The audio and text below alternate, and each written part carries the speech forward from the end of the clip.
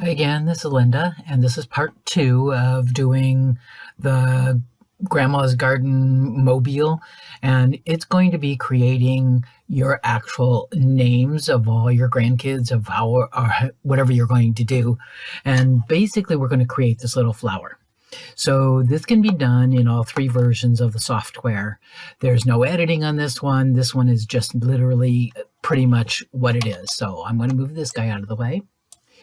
And the first thing I'm going to do is I'm actually going to change my hoop, and I'm going to change it to the 100 by 100. I know most people don't use that one anymore, but that's okay. We're going to use it for size purposes more than anything else.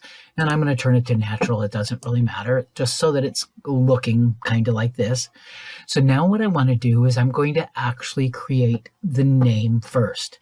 And what I want to do is I'm going to come to the letter tab, and you're going to go and you're going to find a name font that works for you. And the font I'm going to use is I'm actually going to just pick on one of the basic little fonts here, and let me grab one here. I'm going to grab on the Fine Course of 6 to 10, and I'm just going to grab that one just because it works, and I'm going to type my name. My poor granddaughter gets exposed too often, so I'm going to just use my name for this one, and I'm going to make it about 10 millimeters, and you can change this back and forth until you get it where you want it. So we're going to hit apply. And I now have my name. So now what I want to do is I need to create the actual flower. So we're going to go to the Encore tab, and I'm going to choose the circle here, and I want to actually have 5 repeats, and I'm going to hit preview. Oh, I can't do that. That's not going to be my flower, so I need to go and change this. So with this already selected, I'm going to do a right mouse button, click on properties, and I can change that to 90 degrees. So I'm going to turn my name 90 degrees, and we're going to do it like this. So now I can actually hit preview, and I have it, and I can actually move this in just a little bit closer. Now this one actually lets me change how wide it is like this, but I'm going to move this right back down here. So it's still a circle, but I could make it larger or I can make it smaller as long as it's still in preview and I haven't hit apply. Now it's the one size, about the size I want. I'm going to hit apply, and I'm going to move that kind of up to that. And I'm looking at that going, maybe that's a little bit bigger. When I look at my name, once I add that stem and I add this other one, remember we're using that 100 by 100 for those purposes. So we're going to go and we're going to hit undo, and I'm going to hit undo, and I'm just going to make that go away. And I'm going to take this and I'm going to change the size. So because I have this here, I can do my right mouse and I can hit properties, and I'm going to change it down a little bit, and I'm going to maybe go to an 8 and see how that works for me. And it's all about experimenting in our software. So I'm going to actually hit the other thing I need to do is I need to change the property. I need to change this, and I need to change this to 90 so it turns it, so it does it like I want it. And I'm going to hit preview, and again, it's probably pretty close to what I want. So it's going to allow me to go and grab this, and I'm going to hit apply. And yeah, that's a little bit better. So now I can actually add a stem, add a couple leaves, and add an applique outside. So let's go add the stem to this. So we're going to go to the border tab, and we're going to do a length of we're going to make it about 40 millimeters, and we're going to go find a straight satin stitch. So I'm just going to select motif, make sure Husqvarna Viking is selected, category, we're going to change to applique stitches, and we're looking for one of the just basic zigzag. It's actually kind of a it'll be a satin stitch when we're done. So we're going to pick on number 11. And the other thing I want to do is I want to put a point at one end of it. Now this one doesn't work quite so well because it's not a multi-point step stitch, but this one will work. So I can have a point up at the top and then a flat edge at the bottom. So I'm going to leave that one like this. I'm going to leave it like this. Now I could make this triple stitches and make them a little bit thicker if I wanted to. I'm just going to leave it just with running stitch. Do that. And I want to make sure nothing is selected by clicking outside of the area, and I'm going to hit apply. And so now if you look, I actually have the satin stitch that's got a diagonal at one end and not at the other. So I need to turn this. So I'm going to right mouse, I'm going to do properties, and again I'm going to rotate, and I'm going to rotate 90. and I'm going to kind of move that into place. It makes it kind of nice, especially when you have like letters that kind of come back and forth in here. I could actually change the length of this a little bit. I'm just going to leave it like it is for now, but keep that in mind. You just don't want it too heavy because you're going to go through so many thicknesses, but you need it heavy enough to accommodate, and so you can actually see this. Now the other thing I want to do is add some leaves. So when this sews out, I'm going to actually come up here to the player so you can actually see this. So it's going to sew my name, only I'm going to change that here in a little bit, and it's going to do along here. And then when it's going to start to sew my stem, it's going to start sewing at the top and sew to the bottom. Perfect. That's the way we need it. Okay, so now I want to add the leaves. And in the leaves, I want to go and I'm going to go to Select Motif. And I'm going to make sure my group is still Husqvarna Viking. Category is Scallop Stitches, which is menu J, and it wants stitch number 23. And I need to make sure that the start point is a flat edge because this already has a taper at the end, and that the end point is also a flat edge because it already automatically has that. So we're going to do okay. And then I'm going to make sure nothing is selected. I'm going to hit apply. I'm going to move this kind of into place, and I'm going to kind of move it over to the left a little bit and away from my stem because I need it to kind of come up a little bit. And I'm going to come like this and then move it in. I don't want it quite touching, just close. So now I need to do the same thing on the other side. So I can actually hold my control key and a D, and it will duplicate that. Now, it's going kind of the wrong way. And what I want to do is I'm going to actually, if I watch this play out, I'm going to have to make a decision here. So see how that goes. It's going to sew the stem. It's going to sew that. And I need it to continue to sew starting here and going out so that when this sews, it goes from here and to here to here. But I need to make a little change. So I'm going to just kind of roll this guy up and I'm going to turn it like this. But he's really kind of the opposite of what I want. So I'm going to hit this and I'm going to again move it just a little bit closer. So now I should be able to sew this out pretty nicely. So again, it's going to sew my stem, it's going to sew my leaf, and it's going to sew the other leaf without creating a large jump. The only jump is going to be from here, this point down here, to out here. So we got that one done. All right, so now I want to go home for a minute, and I want to actually take and combine these three pieces here. So I'm going to click on Box Select, and I'm going to create a box. Now make sure that you are only getting those three pieces. Now, even if you're going into this area is already a group, so that's okay. So we're going to combine and combine selected and color sort, so I can change those colors all at one time. Double click, I'm going to make it a green. Okay, now it's pretty good so far. I've got this and I've got this, and now I need a little center point that's right here in the center of this. So I'm going to go back to my letter tab, and I can pick on a couple of different letters. It's just going to be a matter of figuring out which one works best for you.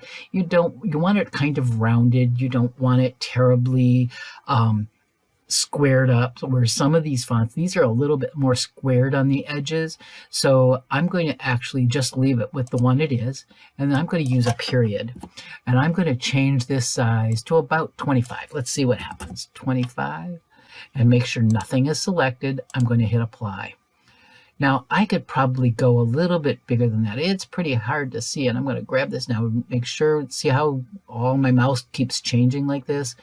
25 is probably a little bit smaller than I really want. So I'm going to slide my mouse over the top. I'm going to do a right mouse. I'm going to do properties, and I'm going to change the size, and I'm going to make it more like a 40 and see what happens. And that's a little bit closer. Now again, watch and make sure that when you slide your mouse over the top that you have the 4 arrows, because I need to move that into place. Sometimes what you can do is actually click on the zoom and zoom in here, and then you're more likely to get it. And I need to move that right there into the center. I'm going to change the color on that because I want it to be yellow. So now the last step, I'm going to zoom back out, zoom to fit, and I want to create the applique that's going to go all the way around the outside edge. So what I want to do is I'm going to come here and I'm going to go to frame, and I can pick a couple of different things. I want everything selected on my screen, so I'm going to do a Control A. Control A allows everything to be selected. So hold your control key and then the letter A. And then I want to actually, I could do a circle. I'm going to see what that circle looks like, and I'm going to put the circle on, and there, it's really, really, really tight. Oh, that's because I didn't change the margin. So I'm going to do an undo. And I want that margin to be more like 2.5. And I'm going to hit apply. Oh, but guess what? It did grab that. So it's all about playing, I tell you. Control A grabs everything, apply, and now I've got it all the way around, and I've got a little bit of a margin up here. Maybe I want it to be a little bit more. So I can actually do a little bit more, and I can actually drag it. And actually, I could actually drag. So it's a little bit taller. And by just grabbing here, and it did the stitch issues with me, and it fixed all those things that need to be stitched. Now I can actually insert that little eyelet that needs to be there. So again, we're going to go to the border tab. We're going to do one repeat, select motif. We're going to go Husqvarna Viking, menu A, utility stitches, and go find that wonderful little eyelet that has come in handy so many times. So we're going to click on the eyelet. I'm going to do OK. Make sure nothing is selected. Otherwise, it's going to put it in down here. And I'm going to do here. I'm going to do apply. It's going to put it in the center. Again, make sure you have the 4 arrows and move that up. Now, if you find that your name is kind of in the way, you could do a couple of different things. I'm going to use my tab key, and I'm going to tab through the design. And I actually can take this, and I'm going to rotate this group with my name. And I'm going to rotate it over to the side a little bit. And it doesn't always have to be in the center. And I'm going to tab again till I get to my little center, and I'm going to move it over here. So now my name's kind of off to the side, kind of looks a little bit different. I could actually move that back just a little bit. And you could do that with each of the individual names. So now, again, very similar to the first one we did, and it needs to sew out in a different pattern. So I need to tab through on the, I'm going to make sure that those get grouped. I'm going to go home, and I'm going to group those into combine selected, and color sort. So they're all one. Now, when I save this as a VP4, I'm going to have to delete that particular one. That's okay. And we can go through the steps. So if I tab through, or I can play this, I'm going to go through, and we're going to play here. So we're going to play this, and I'm going to get to the very, very beginning, and it's going to, again, do that tack down stitch. You're going to go on to tearaway stabilizer. You're going to lay your fabric down. Again, you could use a little bit of stiffener in here. You don't have to with this particular one. It's a little smaller, and it's probably going to hold up. But if you want to use a little Peltex, that's fine.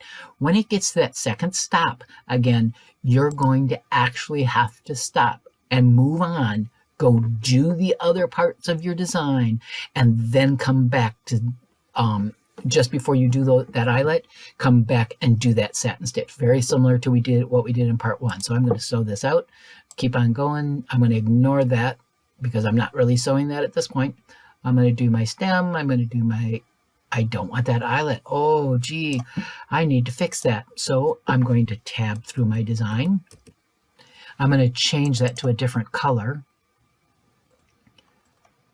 and see if that fixes my problem here, because I need that to sew later. And if it didn't, I'm going to sew. I need it. Oh, it didn't fix it. So because I waited to change that color, if I changed it earlier on, it would have sewn in a different spot.